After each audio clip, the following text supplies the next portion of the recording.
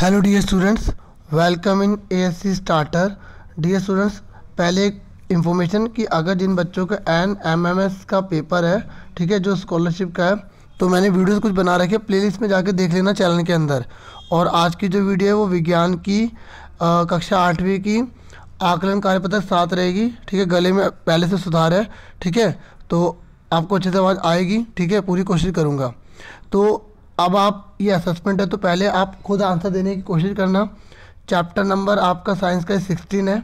ठीक है, उसी से ये पूरा की पूरी वर्कशीट असेसमेंट की आई हुई है। तो पहला है, जब सभी समांतर किरणें किसी चिकनी सतह से परावर्तित होने के पश्चात समांतर होती हैं तो ऐसे परावर्तन को डैश कहते हैं। देखिए, अगर वो चिकनी सतह है तो जो आपतित किरण होती है और जो परावर्तित किरण होती है और जो अभिलंब होते हैं वो एक बिंदु पे तो आते ही आते हैं। ठीक है, और ये I बराबर R के भी होता है।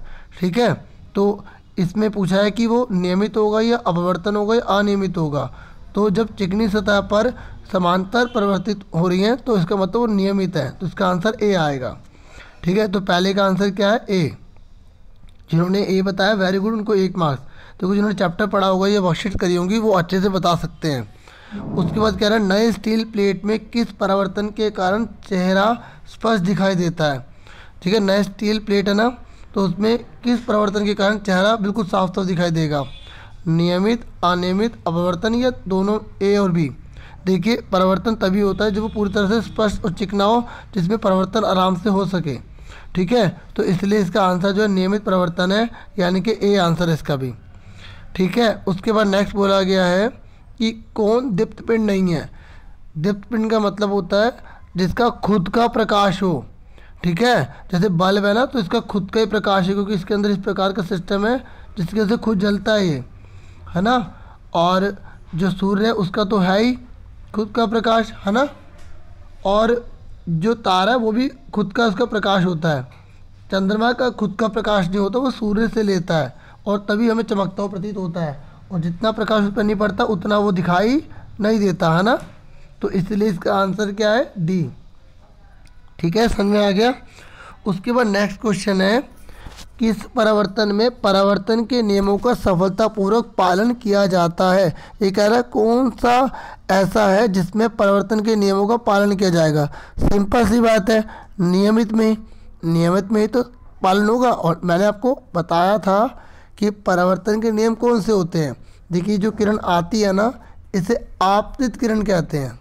ठीक है, और ये जो किरण चली जाती है टकराने के बाद, इसे परावर्तित किरण कहते हैं।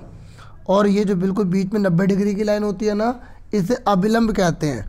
तो अगर ये तीनों एक ही पॉइंट पर आ रहे हैं और ये आपतित किरण से बनने वाला कोण है, इसे आपतन कोण कहेंगे।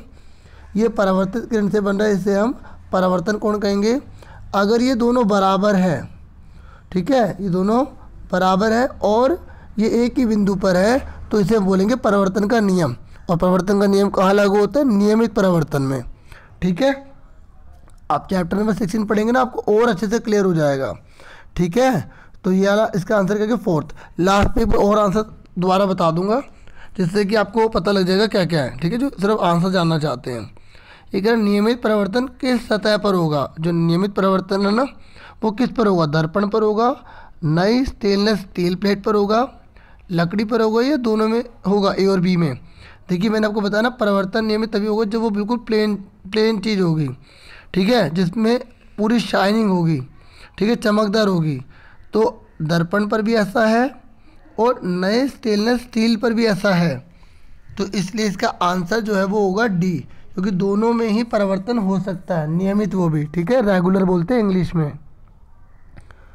उसके बाद नेक्स्ट है, जब किसी अनियमित सतह खुरदरी से परावर्तित सभी समांतर किरणें एक दूसरे के समांतर नहीं होती तो ऐसे परिवर्तन को क्या कहते हैं। देखिए, मतलब पता है क्या कह रहा है? खुरदरी जगह है। कैसे खुरदरी?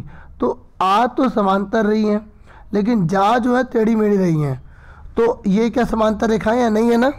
समांतर रेखाएं वो होती हैं जो एक दूसरे को कभी काटती नहीं है। जैसे ट्रेन की आपने पटरी देखी है ना, वो समांतर होती है।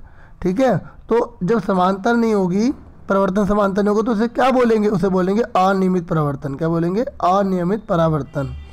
ठीक है, और अपवर्तन तो आपके कोर्स में भी है भी नहीं। ठीक है, ये आप 10वीं क्लास में पढ़ेंगे इस टॉपिक को। ओके, तो इसका आंसर सी है। ये कह रहा है प्रकाश प्रवर्तन के नियम के अनुसार इनमें से कौन सा सही होगा। देखो जल्दी से बताओ इसका कौन सा सही होगा, ये किसी का गलत नहीं जाना चाहिए। बताइए कौन सा आंसर होगा प्रकाश प्रवर्तन के नियम के अनुसार। तो इसका आंसर होगा पहले वाला, मैंने बताया था ना, आपतन कोण और परावर्तन कोण दोनों बराबर होते हैं। जैसे ये लाइन जा रही है तो इसे आपतित किरण, ये वापस जा रही है तो इसे परावर्तित किरण, और ये अभिलंब बीच में, ये I बराबर R की होता है। अगर ये 30 का है तो ये भी 30 का होगा, ठीक है, I बराबर R, ठीक है, याद रखना इस चीज़ को। तो उसके बाद हमसे बोला गया नेक्स्ट, समतल दर्पण में बना प्रतिबिंब होता है। देखो जो समतल दर्पण है जिसमें आप शीशे में अपनी शक्ल देखते हो ना रोज, तो उसमें जो प्रतिबिंब बनता है वो कैसा बनता है, सीधा बनता है, उल्टा बनता है, आभासी बनता है, ये दोनों ए और बी। देखिए एक बात बताइए, जब आप शीशे में अपनी शक्ल देखते हैं तो क्या आपकी टांगे ऊपर और सिर नीचे हो जाता है? नहीं ना, तो सीधा ही तो बनता है। और दूसरा आभासी होता है, उसे हम पर्दे पर नहीं ले जा सकते। देखो जिस इमेज को, जिस प्रतिबिंब को हम पर्दे पर नहीं बना सकते ना, उसे हम आभासी कहते हैं। तो इसलिए इसका आंसर जो है वो डी है। समझ में आ गया। फिर 9वां, ये कह रहा है कि अगर प्रकाश के परिवर्तन के दौरान आपतन कोण 30 का है, जैसे ये प्रकाश का परिवर्तन हुआ तो अगर ये 30 का तो ये कितने का होगा, ये भी 30 का होगा, ठीक है, इसका आंसर बी है। समझ में आ रहा है? आ रहा है ना, बहुत ईजी है वर्कशीट। और प्लीज़ मेरी रिक्वेस्ट है कि जो भी असेसमेंट में आ रहे हैं चैप्टर उन्हें अच्छे से पढ़ें, ठीक है। और वह प्रतिबिंब जिसे स्क्रीन पर प्राप्त नहीं किया जा सके उसे क्या कहते हैं? वेरी गुड, आपने बताया आभासी, तो बहुत अच्छा। तो आप बता सकते हैं कि आपको कितने सही थे, ठीक है। तो इस तरीके से पूरे की पूरे मैंने असेसमेंट करवा दिया, और मैंने असेसमेंट बना दिए हैं, आप वो भी देख सकते हैं, ठीक है। तो पहले वाले का मैंने कहा था दोबारा से आंसर बताऊंगा। तो पहले वाले का ए है, दूसरे वाले का जो है बी है, तीसरे वाले का जो है वो डी है, चौथे वाले का जो है वो है ए, और जो पांचवा है उसका है डी, और जो छठा क्वेश्चन है उसका है आपका सी, ठीक है। और जो 7वां क्वेश्चन है उसका है ए, 8वां जो क्वेश्चन है उसका है डी, और जो 9वां क्वेश्चन है उसका है बी, और जो 10वां क्वेश्चन है उसका है आपका ए। तो इस तरीके से मैंने दोबारा से एक बार बता दिया, ठीक है, ताकि आपको अच्छे से क्लियर हो जाए। और आज के लिए इतना बहुत है। मुझे पूरी उम्मीद है कि वीडियो आपके लिए काफ़ी हेल्पफुल रही होगी।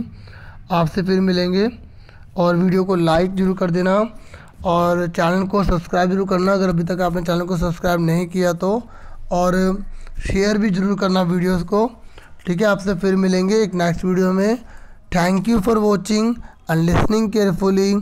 Take care yourself dear students.